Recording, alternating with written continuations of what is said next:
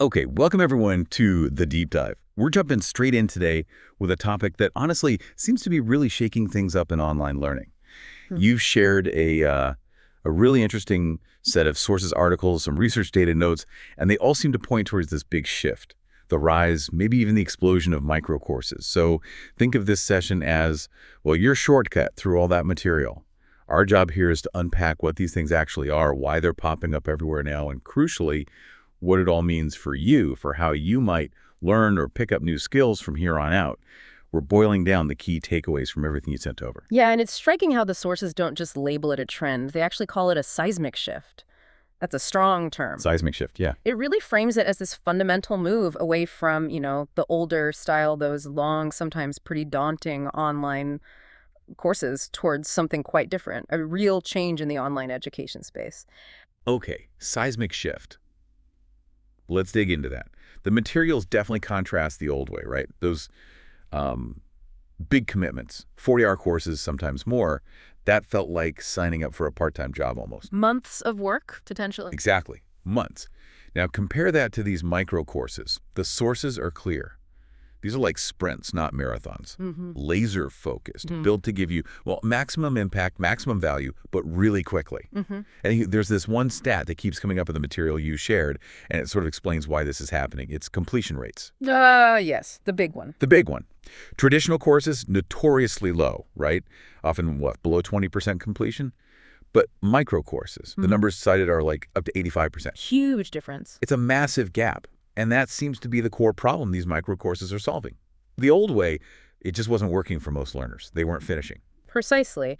And it's not just, a superficial change in format. There's some pretty solid psychology and cognitive science behind why these shorter bursts are just way more effective for learning. It ties into how our brains actually prefer to process information. Okay. Well, the sources get into cognitive load theory. Basically, when you feed information in smaller, manageable pieces like you get in a microcourse, you're not flooding the brain's working memory. Right. So compared to trying to drink from a fire hose with hours of content, your brain can actually, process and keep what it's learning because the mental load isn't overwhelming. Makes sense. And there's research mentioned showing our attention isn't constant. It naturally cycles, right? Often peaking around, say, 15 to 20 minutes before you kind of need a mental breather. Microcourses fit perfectly into that rhythm. Ah, okay. So they align with our natural focus. Exactly. They work with our attention spans, not against them, like some of those longer formats inherently do. You actually learn better. Plus, there's another angle the material brings up, the dopamine effect, which sounds kind of technical, but it's simple. Yeah. Every time you finish one of these little courses, you get that hit of satisfaction. That I did it feeling, a small win. Yeah, that feels good. It does. And that feeling triggers a little release of dopamine in your brain. That chemical reward reinforces the behavior, the learning, making you more likely to want to do it again. It builds this positive feedback loop, this motivation. Wow, okay.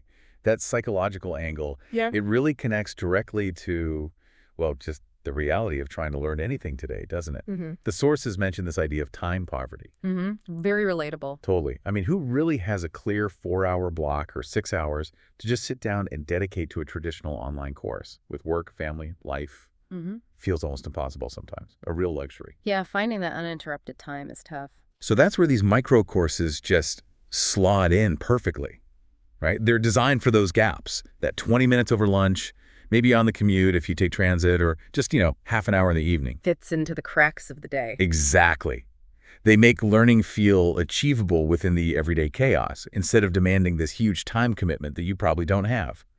And, the sources kind of debunk that myth of us all having goldfish attention spans. Yeah. It's apparently more complex. Right. It's not quite that simple. But they do emphasize that we, as modern learners, are much more selective with our attention because there's just so much competing for it. We're filtering constantly. We have to be. So we tend to gravitate towards content that gets straight to the point, respects our time, and gives us something useful, something actionable right away. Yeah. No fluff.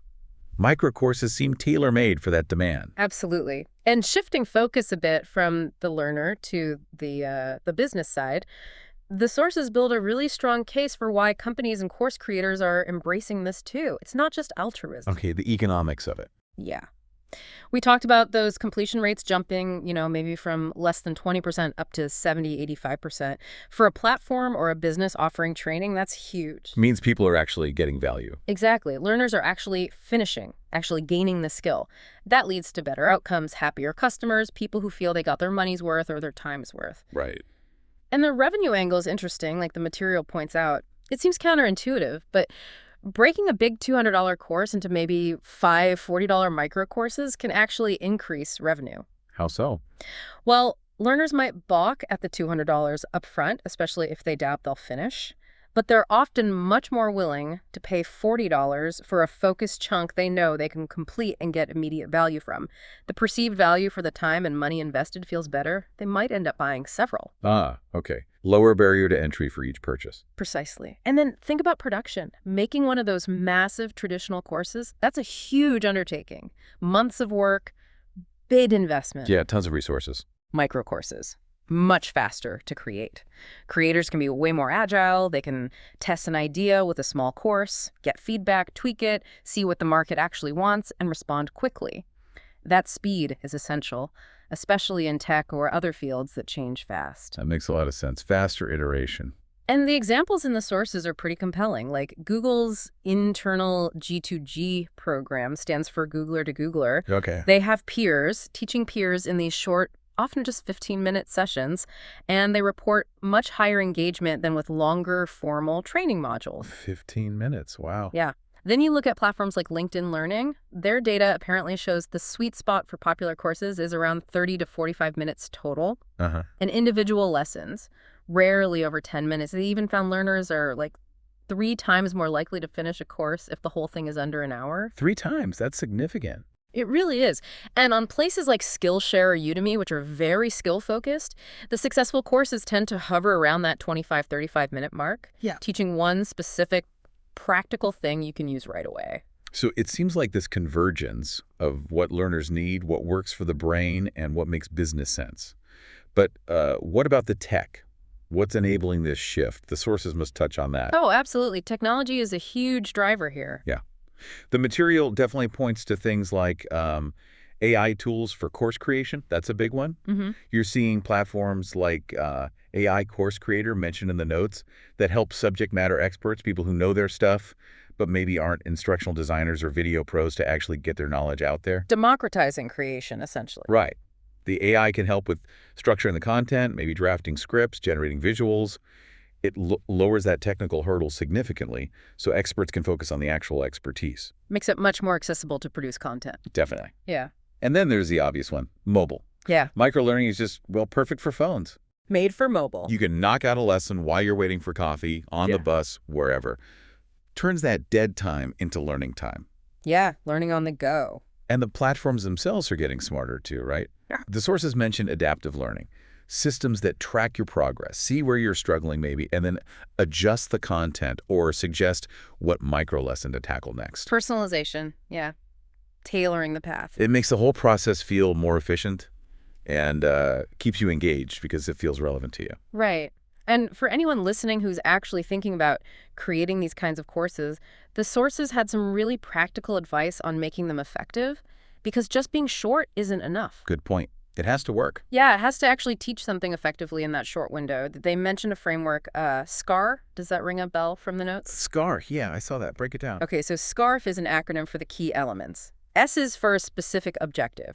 You need to teach one clear thing, not try to cover too much. Got it. Focused. Exactly. C is for concise. Keep it tight, ideally in that 15 to 45-minute range we talked about. Respect the learner's time. Makes sense. A is actionable. The learner needs to walk away able to do something new, apply the knowledge immediately. Practical. Okay. R is for relevant. It has to address a real problem or goal the learner has right now. Why should they care?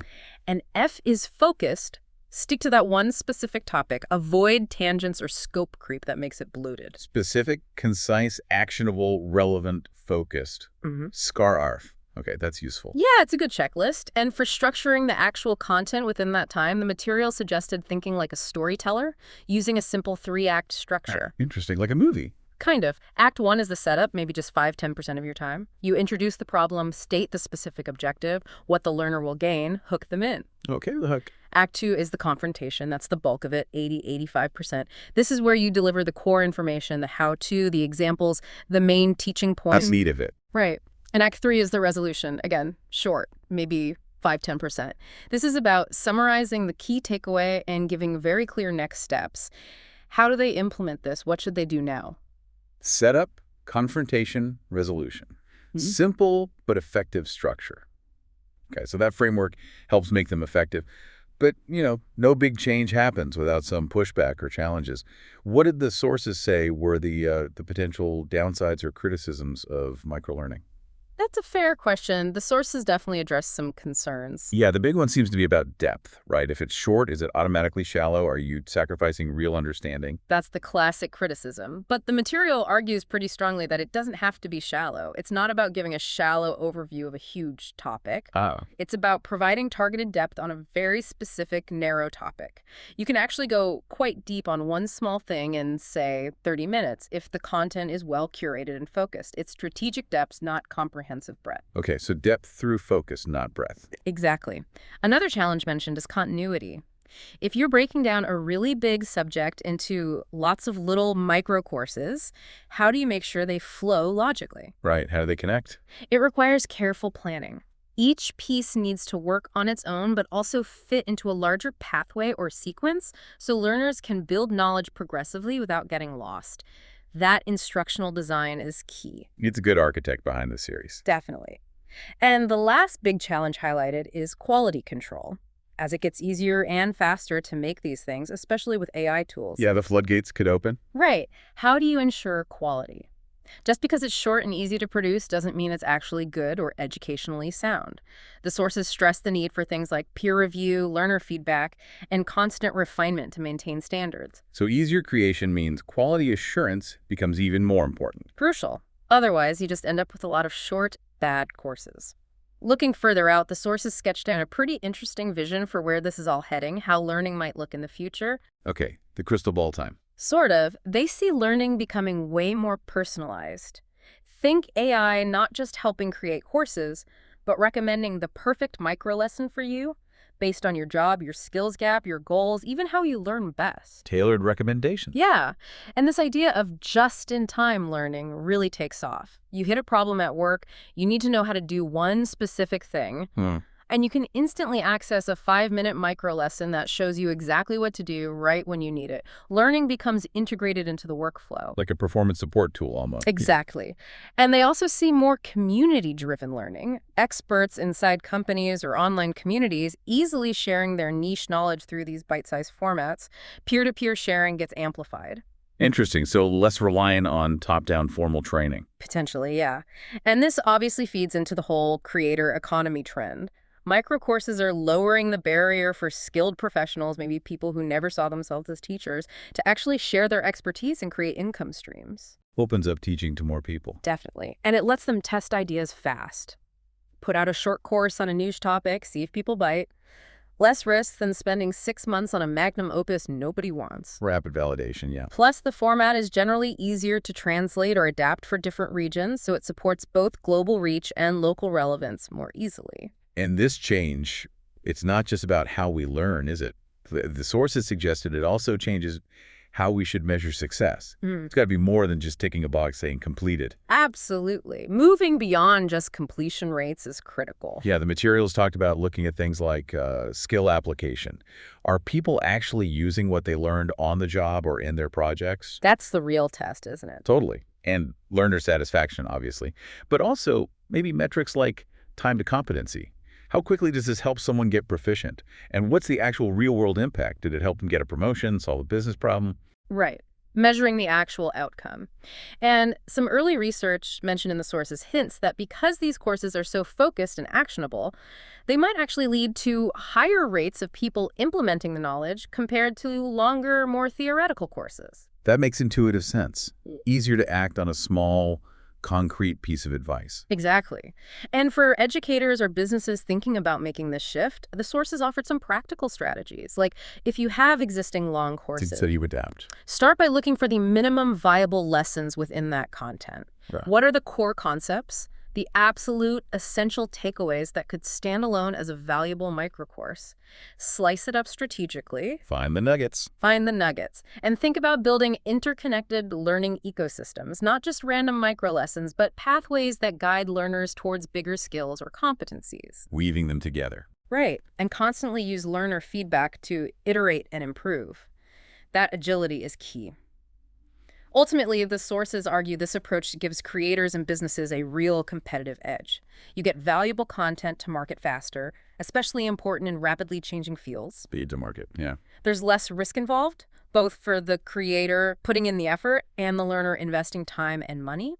And it lets individuals build up a diverse portfolio of skills more quickly and flexibly, picking and choosing the micro skills they need as they need them. A more modular approach to skill building. Precisely. Okay, so wrapping this up, the big picture here, based on everything you shared, this isn't just a minor format tweak in online education. It feels much bigger. It really does. It seems like a fundamental answer to a core problem that online learning has struggled with for years. Getting people to actually finish courses and, more importantly, use what they learn. Tackling that completion and application crisis. Exactly. Micro courses seem to manage that by fitting effective learning into the constraints of modern life, our busy schedules, our selective attention. And the tech, especially AI, is just throwing fuel on the fire, accelerating this whole shift. Yeah, the sources definitely paint a picture where the ability to distill complex information into these digestible, actionable, efficiently delivered formats is becoming a key skill itself. The future favors that kind of clarity and focus. So for you listening, in a world where your attention is probably your most valuable and maybe most fragmented resource, this microlearning trend offers a really powerful way forward, whether you're trying to learn something new yourself, quickly, or maybe you have expertise you want to share with others. It opens up possibilities on both sides. Definitely. So maybe the final thought to leave you with, pulling from the sources, if learning really is becoming more personalized, more just-in-time, more community-driven, all through these bite-sized pieces, how does that change the way you should think about your own learning journey?